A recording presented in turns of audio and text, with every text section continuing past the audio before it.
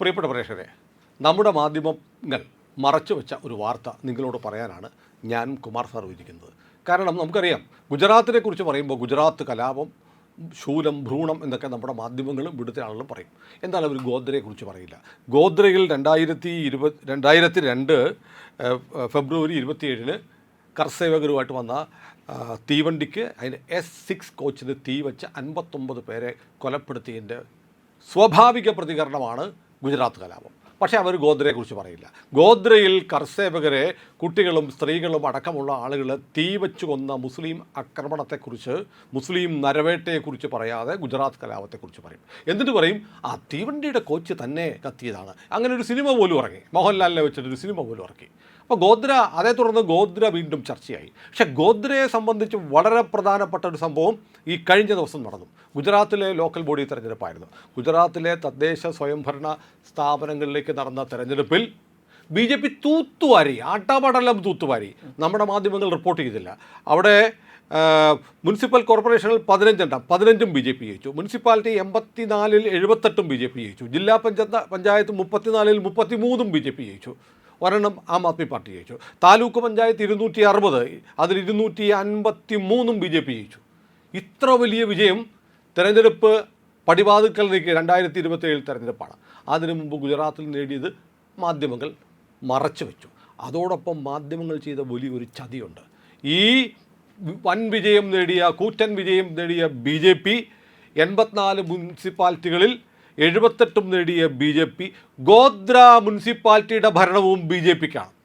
അവിടെയുള്ള 44 സീറ്റുകളിൽ 23 BJPയുടെ അംഗങ്ങളും 17 BJP നിർത്തിയ സ്വതന്ത്രന്മാരും ജയിച്ചു. 44-ൽ 40 സീറ്റുകളും BJP കിട്ടി ഗോദ്രയിൽ. അപ്പോൾ നിങ്ങൾ പറയുന്ന മുസ്ലിം ആക്രമണകാരികളുടെ കേന്ദ്രബിന്ദുവായിരുന്ന ഗോദ്ര ഇന്ന് ഗുജറാത്ത് കലാപത്തിന് ശേഷം എങ്ങനെ നിൽക്കുന്നു എന്നതിൻ്റെ ചിത്രമാണ്. അതിവിടെ പറയില്ല. അവിടെ ഒരു വലിയ നിർണായകമായ ഒരു വിജയം നമുക്ക് പറയണം. നമ്മുടെ മാധ്യമങ്ങളിൽ സത്യം പറഞ്ഞാൽ അതൊരു വലിയ വാർത്തയായി ഒന്നാം പുറത്ത് പത്രങ്ങളിലും ലീഡ് ന്യൂസായി മാധ്യമങ്ങളും പറയേണ്ടതാണ്. അതായത് ഗോദ്ര റെയിൽവേ സ്റ്റേഷൻ ഇരിക്കുന്നത് ഗോദ്ര മുനിസിപ്പൽ കൗൺസിലിൻ്റെ 7ാം വാർഡിലാണ്. ആ 7ാം വാർഡിൽ ജയിച്ചിരിക്കുന്നത് അപേക്ഷ ബെൻ സോണി എന്ന് പറയുന്ന BJP പ്രവർത്തകയാണ്. അവർ BJP പ്രവർത്തകയായിരുന്നു. പക്ഷേ ഈ തെരഞ്ഞെടുപ്പിൽ അവർ ഗ്ലാസ് ടംബ്ലർ ചിഹ്നത്തിൽ സ്വതന്ത്രയായി മത്സരിച്ചു. അതിന് കാരണമുണ്ട്. അവിടെ ഈ ഗോദ്ര മുനിസിപ്പാലിറ്റിയുടെ 7ാം വാർഡിൽ 100% മുസ്ലിങ്ങളാണ്. മുസ്ലിം അല്ലാത്ത ആരുമില്ല. മുസ്ലിം അല്ലാത്ത ആരുമില്ലാത്ത ഗോദ്ര റെയിൽവേ സ്റ്റേഷനിലിരിക്കുന്ന 59 കർഷകരെ കത്തിച്ചു കൊന്ന ആ റെയിൽവേ സ്റ്റേഷനിലിരിക്കുന്ന ഡിവിഷനിൽ വാർഡ് 7-ൽ അവിടുത്തെ ആ ഡിവിഷന് പുറത്തുള്ള ആളാണ് അപേക്ഷ ബെൻ സോണി. അവരവിടെ മത്സരിച്ചു. ആ വാർഡിലെ മുഴുവൻ പേരും മുസ്ലിങ്ങളാണ്. അവർ വൻ ഭൂരിപക്ഷത്തിന് ജയിച്ചിരിക്കുന്നു. BJPക്കാരെയാണ്. ഇത് സത്യത്തിൽ നമ്മുടെ മാധ്യമങ്ങൾ റിപ്പോർട്ട് ചെയ്യേണ്ടതല്ലേ? പൊളിറ്റിക്കൽ ഇസ്ലാമിനെ ഗുജറാത്ത് കലാപത്തിന് ശേഷം ഗുജറാത്തിലെ ഗോദ്രയിലെ ജനങ്ങൾ പോലും, ഗോദ്രയിലെ മുസ്ലിങ്ങൾ പോലും തള്ളിക്കളഞ്ഞിരിക്കുന്നു എന്നല്ലേ ഇതിനർത്ഥം? അതായത് ഈ ഗോദ്ര കലാപത്തെ പർവ്വതീകരിച്ച് കാണിക്കുകയും അതിനൊപ്പം തന്നെ നരേന്ദ്രമോദിയെ ഇടിച്ചു താഴ്ത്തി കാണിക്കാനുമാണ് മാധ്യമങ്ങളും കോൺഗ്രസും അതുപോലെ അവരുടെ പെയ്ഡ് ഏജൻസ് ആയിട്ടുള്ള കുറേ ഉദ്യോഗസ്ഥന്മാർ ശ്രമിച്ചിരുന്നത്. ഈ ട്രെയിൻ, അതായത് കത്തിച്ച തീവണ്ടിയുടെ പേര് അറിയോ? സബർമതി എക്സ്പ്രസ്, മഹാത്മാഗാന്ധിയുടെ പേരാണ്. അത് കഴിഞ്ഞ് നമ്മുടെ പത്രങ്ങളും ചാനലുകളൊക്കെ റിപ്പോർട്ട് ചെയ്ത ചില ചിത്രങ്ങളുണ്ട്. ഒരാള് ഒരു ശൂലവും പിടിച്ചോണ്ട് ചാടിക്കൊണ്ട് നിൽക്കുന്നു. തലയിൽ ഒരു സാഫ്രോൺ കെട്ടെല്ലാം കെട്ടി. അതിന് അവാർഡ് കിട്ടി, നാഷണൽ അവാർഡ് കിട്ടി, ഏറ്റവും നല്ല വാർത്താ ഫോട്ടോഗ്രാഫിനുള്ള. സംഗതി എന്താണെന്ന് മനസ്സിലായോ? അയാൾ ഗോദ്രയിലെ ഒരു ചെരുപ്പ് കുത്തിയായിരുന്നു. ചെരുപ്പ് കുത്തിക്കൊണ്ടിരുന്നിടത്ത് ഒരു ഫോട്ടോഗ്രാഫർ ചെന്ന് ചോദിച്ചു, അങ്ങനെ പോസ്റ്റ് ചെയ്യാമോ എന്ന് ചോദിച്ചു. അയാൾ പറഞ്ഞു, എന്താ ഞാൻ പോസ്റ്റ് ചെയ്യാമെന്ന്. അയക്കം കണ്ട് 1000-500 രൂപ കൊടുത്തു. അയാൾ ഈ ശൂലം പിടിച്ചുകൊണ്ട് ചാടി ഇങ്ങനെ നിൽക്കണം, ഫോട്ടോ എടുത്തു.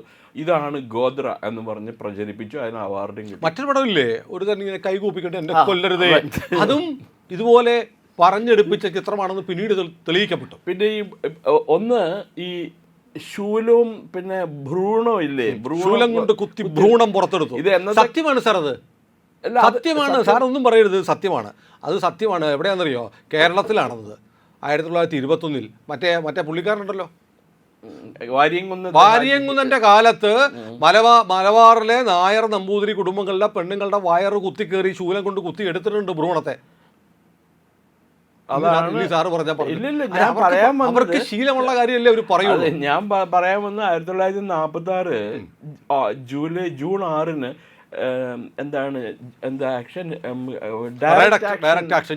പ്രഖ്യാപിച്ചു. അതിനുശേഷം മുസ്ലിങ്ങൾ ബംഗാളിൽ നടത്തിയ നരനായാട്ട് അതിലുണ്ടായിരുന്ന സംഭവമാണ്. ഇത് ഹിന്ദുക്കൾ ഒരിക്കലും ചെയ്യില്ല. അത് അല്ല, ആ നരനായാട്ട് ഹിന്ദുക്കൾ ചെയ്തിട്ടുണ്ട്.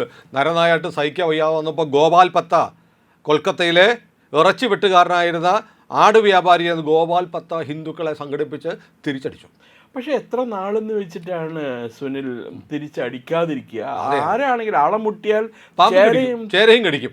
അത് ഗാന്ധി വന്ന് ഗോപാൽ കത്തയോട് പറഞ്ഞു ആയുധം താഴെ വെക്കാൻ. അപ്പോൾ ഗാന്ധിയോട് ചോദിച്ചു, നിങ്ങൾ പറഞ്ഞില്ലേ മുസ്ലിങ്ങൾ ഹിന്ദുക്കളെ കൊല്ലുകയാണെങ്കിൽ നിങ്ങൾ കഴുത്ത് നീട്ടി കൊടുക്കണം എന്ന് പറഞ്ഞാൽ ഇയാൾ ആരാണ് എന്നോട് ആയുധം വെക്കാൻ പറഞ്ഞത്? എൻ്റെ അമ്മമാരെ, എൻ്റെ സഹോദരങ്ങളെ, എൻ്റെ കുഞ്ഞുങ്ങളെ, എൻ്റെ മാതാപിതാക്കളെ കൊന്നുകൊണ്ടിരിക്കുമ്പോൾ ഞാൻ നോക്കി നിൽക്കാനോ? പ്രതിരോധിക്കും എന്ന് പറഞ്ഞു. സുഹ്രവർദി, അന്നത്തെ ബംഗാളിന്റെ മുഖ്യമന്ത്രി, പ്രധാനമന്ത്രി, ബംഗാൾ മുഖ്യമന്ത്രി പോലീസ് കൺട്രോൾ റൂമിൽ പോയിരിക്കുകയാണ് പോലീസ് ഇടപെടരുത് എന്ന് ഉറപ്പുവരുത്താൻ വേണ്ടി. ആ കണക്കെല്ലാം വെച്ച് പാരലായിട്ടാണ് ഇവർ നരേന്ദ്രമോദിക്കെതിരെ കേസ് ചമച്ചുകൊണ്ട് വന്നത്. ആ കേസ് അന്വേഷിക്കാൻ വേണ്ടി ഒരു മലയാളിയായ ശപ്പൻ IPS ഓഫീസറെ നിയമിച്ചു, ശ്രീകുമാർ എന്ന് പറഞ്ഞാൽ. അയാൾക്കെതിരെ ക്രിമിനൽ കേസുകൾ ഉണ്ടായിരുന്നു. ആ ക്രിമിനൽ കേസുകളിൽ നിന്നും അയാളെ മുക്തനാക്കാം, നരേന്ദ്രമോദിയെ കുടുക്കി തന്നാലെന്നായിരുന്നു അയാൾക്ക് നൽകിയിരുന്ന അജണ്ട. അത് നടപ്പിലാക്കാൻ അയാൾ ഉപയോഗിച്ച വേറൊരു IPS ഉദ്യോഗസ്ഥനാണ് സഞ്ജീവ് ഭട്ട്. അയാൾ മനുഷ്യാവകാശ കമ്മീഷൻ അയാൾക്കെതിരെ കേസെടുത്തിരുന്നു. അയാൾ ജയിലിൽ വെച്ച് ഒരാളെ ടോർച്ചർ ചെയ്തു. ആ കേസിൽ അയാൾ കുടുങ്ങി. അയാൾ ഇപ്പോഴും ജയിലിലാണ്. അയാളാണ് പറഞ്ഞത്. അതും നമുക്ക് ആലോചിക്കാവുന്നതേ ഉള്ളൂ. ഒരു സൂപ്രണ്ട് ഓഫ് പോലീസ് മുഖ്യമന്ത്രി വിളിച്ച സമാധാന ചർച്ചയിൽ അയാൾ അത്രയോ ദൂരത്തിലിരുന്നിട്ട് നരേന്ദ്രമോദി കേട്ടു അത്രേ. പോയി അങ്ങോട്ട് ടീച്ച് ദം എ ലെസൺ. അദ്ദേഹം അങ്ങനെ ഒരിക്കലും പറഞ്ഞിട്ടില്ല. അദ്ദേഹം അങ്ങനെ പറയുന്ന ആളായിരുന്നു എന്നുണ്ടെങ്കിൽ ലോകം മുഴുവൻ അദ്ദേഹം വെട്ടിപ്പിടിച്ചാണ് ഇതിനിടയ്ക്ക്. അങ്ങനെ പറഞ്ഞിട്ടില്ല. ഓരോ നുണകളും. അത് കഴിഞ്ഞ് 2004 അധികാരത്തിൽ വന്ന ലാലു പ്രസാദ് യാദവ് ആ തീവണ്ടിയുടെ കേസ് മൊത്തം അട്ടിമറിച്ചു. അറിയില്ലേ സുനിലിന്? അറിയില്ല. ആ സമയത്തൊക്കെ സുനിൽ ജേർണലിസ്റ്റ് ആയിരുന്നു. അല്ലേ? അതെ. എന്നിട്ട് എന്തായി?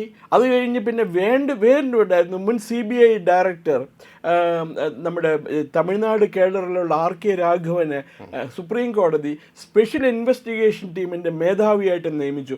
അദ്ദേഹത്തിൻ്റെ ആത്മകഥയിൽ പറയേണ്ടത് നരേന്ദ്രമോദിയെ 19 മണിക്കൂറാണ് അവർ ഇൻട്രോഗേറ്റ് ചെയ്തത്. ഈ മനുഷ്യൻ CBI ഓഫീസിൽ പോയി ഇരുന്ന് കൊടുത്തു, നിങ്ങൾക്ക് എന്താ ചോദിക്കാനുള്ളതെന്ന് വെച്ചാൽ ചോദിച്ചോളൂ എന്നും പറഞ്ഞുകൊണ്ട്. ഇതെല്ലാം കഴിഞ്ഞ് യഥാർത്ഥത്തിൽ അഗ്നി പരീക്ഷ വളരെ വിജയകരമായി പാസ്സാക്കിയ മനുഷ്യനെ ഇന്നും ഈ ഭ്രൂണവും ശൂലവും കുന്തവും ഗോത്രയും പറഞ്ഞിട്ട് ഇവർ അപമാനിക്കണം. അതേസമയം ഒരു പെണ്ണുണ്ടല്ലോ, സമാധാനത്തിൻ്റെ ആളായിട്ടും മതസൗഹാർദ്ദത്തിൻ്റെ ഇതുമായിട്ട് നടക്കുന്ന ഒരു പെണ്ണുണ്ട് ബോംബെയിൽ, ടീസ്റ്റാ സെറ്റിൽവാദ്. അവൾ എന്താ പറഞ്ഞതെന്നറിയാമോ? 59 പേരെ കത്തിച്ചു കഴിഞ്ഞപ്പോൾ ഹിന്ദുക്കളായതുകൊണ്ട് അവർ കൊല്ലപ്പെടാൻ അർഹരായ ആളുകളാണ്. അത് ഹെയ്റ്റ് സ്പീച്ച് അല്ലേ സുനിൽ? You tell me. അല്ല, ഹിന്ദുക്കളെ കൊല്ലണം എന്ന് പറഞ്ഞാൽ അത് ഹെയ്റ്റ് അല്ല. ഓക്കെ. ഇപ്പൊ ഇന്നലെ തന്നെ ഒരു ഇമാം കൗൺസിലിന്റെ ഒരാൾ പറഞ്ഞില്ലേ, കലിമ ചൊല്ലാൻ അറിയില്ലെങ്കിൽ കൊല്ലണം. ഒരു 10-20 എണ്ണത്തിനെ കൊല്ലുമ്പോൾ മുസ്ലിം ഹിന്ദുക്കളെല്ലാം കലിമ ചൊല്ലാൻ. ഇനിയിപ്പോൾ ഇന്നലെ തലകീഴായിട്ട് കെട്ടിത്തൂക്കിയിട്ടുണ്ടല്ലോ ജീവജലം. അതും ഹിന്ദു പയ്യനായിരിക്കണം മിക്കവാറും. 500 രൂപ മോഷ്ടിച്ചു എന്നും പറഞ്ഞുകൊണ്ട് മതപരിവർത്തനത്തിന് കൊണ്ടുപോയി നിർത്തിയ മനോരമ ഇന്ന് വാർത്ത കൊടുത്തിട്ടുണ്ട്. ഏറ്റവും അവസാനത്തെ വരി ഇങ്ങനെയാണ്: ഞങ്ങൾ വളരെ സൽപ്പേരോടുകൂടി നടത്തുന്ന സ്ഥാപനമാണ് ഇതെന്ന് പാസ്റ്റർ പറഞ്ഞു. അതെ അല്ലേ? അത് കൊടുക്കാണ്ട് പറ്റൂലല്ലോ ഇതാക്കാനായിട്ട്. ഇതെല്ലാം കഴിഞ്ഞ് ആ മനുഷ്യൻ ഒരു കുലുക്കോ ഇല്ലാതെ തെറ്റ് ചെയ്തവൻ്റെ മടിയിലെ കനം ഉണ്ടാവുള്ളൂ എന്ന് പറഞ്ഞത് അദ്ദേഹം വളരെ ഇതായിട്ട് തെളിയിച്ചു കൊടുത്തു. അദ്ദേഹം എവിടെ പോയി കഴിഞ്ഞാലും ഇന്ന് ഏറ്റവും കൂടുതൽ അദ്ദേഹത്തിന് സ്വീകരിക്കാനും ഷെയ്ഖാൻഡ് കൊടുക്കാനും വരുന്ന മുസ്ലിങ്ങളാണ്. സുനിലിന് ഓർമ്മയില്ലേ, ന്യൂയോർക്കിലെ വലിയൊരു ഗ്രൗണ്ടിൻ്റെ പേരിൽ പ്രധാനമന്ത്രിയായി ചാർജ് എടുത്തിട്ട് 2014 സെപ്റ്റംബറിൽ മോദി അമേരിക്കയിൽ പോയി. അപ്പോൾ ആ ഗ്രൗണ്ടിൻ്റെ പേര് ഞാൻ മറന്നു. ഒരു വലിയ പോപ്പുലർ ഇതാണ്, സംഗീത നിശകളൊക്കെ നടക്കുന്ന വൻ ഓഡിറ്റോറിയമാണ്, റിവോൾവിങ് ഓഡിറ്റോറിയം ഉണ്ടാക്കിയവർ. ആ ഓഡിറ്റോറിയത്തിൻ്റെ മുൻനിരയിൽ മുഴുവൻ ഇരുന്നിരുന്നത് ഗുജറാത്തിൽ നിന്നും മഹാരാഷ്ട്രയിൽ നിന്നുള്ള മുസ്ലിങ്ങളായിരുന്നു. അവർ ഈ കേരളത്തിലെ മറ്റേ ഫെനാറ്റിക് മുസ്ലിങ്ങളല്ല, അവരെല്ലാവരും അമേരിക്കയിലും മറ്റേ ബ്രിട്ടനിലും പോയി ബിസിനസ് ചെയ്ത് കോടീശ്വരന്മാരായി സുഖം ജീവിക്കുന്ന ആൾക്കാരാണ്. ദാവൂദി ബോറ കമ്മ്യൂണിറ്റി ഉണ്ടായിരുന്നു. അതുപോലെ തന്നെ മറ്റേ മുസ്ലിം സെക്റ്റിലെ വേറെ പല ആൾക്കാരുണ്ടായിരുന്നു. അവരൊക്കെ വന്ന് നരേന്ദ്രമോദിയോട് വളരെ ആദരവോടുകൂടിയാണ് പെരുമാറിയത്. ഇതും കഴിഞ്ഞ് ലോകത്തിലുള്ള എല്ലാ ഇസ്ലാമിക് രാജ്യങ്ങളും ക്യൂ നിൽക്കുകയാണ് നരേന്ദ്രമോദിനെ ആദരിക്കാനായിട്ട്. ഇവിടെ കേരളത്തിൽ മലപ്പുറത്തും പാണ്ഡ്യനാട്ടിലും കാസർഗോഡും കുറേയുള്ള കോയന്മാർക്ക് ഇന്നും നരേന്ദ്രമോദി എന്ന് കേട്ടാൽ വിറച്ചോടും അവർക്ക്. കാന്തപുരത്തിന് അങ്ങനെയില്ല, കാന്തപുരം കാണാൻ പോയി. അല്ല, അത് പക്ഷേ വേറെ കാര്യമുണ്ട്. അദ്ദേഹം എന്തോ വളരെ വിദ്യാസമ്പന്നനായ വ്യക്തിയാണല്ലോ. അതിനിടയ്ക്ക് കേരളത്തിലൊരു മുസ്ലിം ലീഗ് നേതാവ് പറയണ്ടായിരുന്നു, നമ്മുടെ കുട്ടികളെ നമുക്ക് മദ്രസയിൽ തന്നെ വിടണം പഠിപ്പിക്കാനായിട്ട്. മദ്രസയിൽ വിട്ട് കഴിഞ്ഞാൽ അവർ നന്നായിട്ട് നല്ല പൗരന്മാരായിട്ട് വളരുള്ളൂ, അല്ലെങ്കിൽ അവർ ഹിന്ദു കുട്ടികളെ പോലെ ആവുന്നു എന്ന് പറഞ്ഞാൽ കേരളത്തിൽ പിടിക്കുന്ന 95-96% മയക്കുമരുന്ന് കേസുകളുടെയും പ്രതികൾ മുസ്ലിം കുട്ടികളാണ്. മനസ്സിലായില്ല? കള്ളക്കെടുത്ത് സ്വർണം കൊണ്ട് തന്നെ അവരുടെ കുത്തകയാണ്. ലവ് ജിഹാദ്, നാർക്കോട്ടിക്സ് ജിഹാദ്, ലാൻഡ് ജിഹാദ്, ഇതെല്ലാം അവരുടെ കുത്തകയാണല്ലോ. അവർക്ക് മാത്രമേ ചെയ്യാൻ അധികാരമുള്ളൂ. അതുകൊണ്ടാണ് ഒരു പിണറായിയുടെ ജനിക്കാതെ പോയ മകൻ എന്നൊക്കെ പറഞ്ഞുകൊണ്ട് നടന്നിരുന്ന ഒരു കാലത്ത് കുറച്ചാൾ മുമ്പ് വരെ. അവൻ തലമുടി മൊട്ടയടിക്കുന്ന പറഞ്ഞാണ് അവൻ തോറ്റു കഴിഞ്ഞിട്ടുണ്ടെങ്കിൽ മൊട്ടയടിച്ച്. ഞാൻ അങ്ങനെ പറഞ്ഞിട്ടില്ല. എതിരാളി ആ വെല്ലുവിളി സ്വീകരിക്കാത്തത് കൊണ്ട് ഞാൻ എതിരാളിയും സ്വീകരിക്കണം എന്നാലേ ഉള്ളൂ. ചുമ്മാ ഇരുന്നവനെ വിളിച്ച് വെറുതെ അങ്ങ് പറഞ്ഞിട്ട് എതിരാളി സ്വീകരിക്കാത്ത കാരണം ഞാനില്ല എന്നിപ്പോൾ പറഞ്ഞിരിക്കുക. ഇതെല്ലാം ശരിയാണ്. പക്ഷേ ഈ വാർത്ത മുക്കുന്നത് കേരളത്തിലെ മാധ്യമ സത്യത്തിൽ ഇതൊരു വലിയ വാർത്ത, വളരെ പോസിറ്റീവായ വാർത്തയല്ലേ. ഒരു വലിയ കലാപം നടന്ന സ്ഥലത്ത് അതിൻ്റെ മുറിവുണക്കിക്കൊണ്ട് BJP മുന്നണിയിലെ അപേക്ഷ ബെൻ സോണി അവിടെ വിജയിച്ചിരിക്കുന്നു. 100% മുസ്ലിങ്ങളുള്ള വാർഡിൽ ഒറ്റയാളും ഹിന്ദുവില്ല. ഹിന്ദു സ്ഥാനാർത്ഥി ജയിച്ചിരിക്കുന്നു. ഇത് ഇവർ നടത്തുന്ന നുണപ്രചരണത്തിൻ്റെ ശവപ്പെട്ടിയുടെ അടിക്കുന്ന അവസാനത്തെ ആണിയായി മാറട്ടെ ഗോത്ര എന്നുള്ളത്. അല്ല, കേരളത്തിലെ മാധ്യമ പ്രവർത്തനം എത്രയോ മ്ലേച്ഛമായ വഴികളിലൂടെ സഞ്ചരിക്കുന്നു എന്നതിൻ്റെ അവർക്ക് താല്പര്യമുള്ള വാർത്തകൾ മാത്രം കൊടുക്കും, അല്ലാത്ത വാർത്തകൾ തമസ്കരിക്കും, അല്ലെങ്കിൽ വളച്ചൊടിച്ച് വക്രീകരിച്ച് കൊടുക്കും. സത്യത്തിൽ ഞാനാണ് പത്രത്തിലെങ്കിൽ ഉറപ്പായും ഈ വാർത്ത വരുമായിരുന്നു. അതുകൊണ്ടാണല്ലോ ഒരു കുഞ്ഞിരാമൻ പറഞ്ഞു കേട്ടത് ഹിന്ദു ക്ഷേത്രത്തിൽ വനിതകൾ ക്ഷേത്രത്തിൽ പോകണമെന്ന്. അവന് യാതൊരു വിഷമവുമല്ല.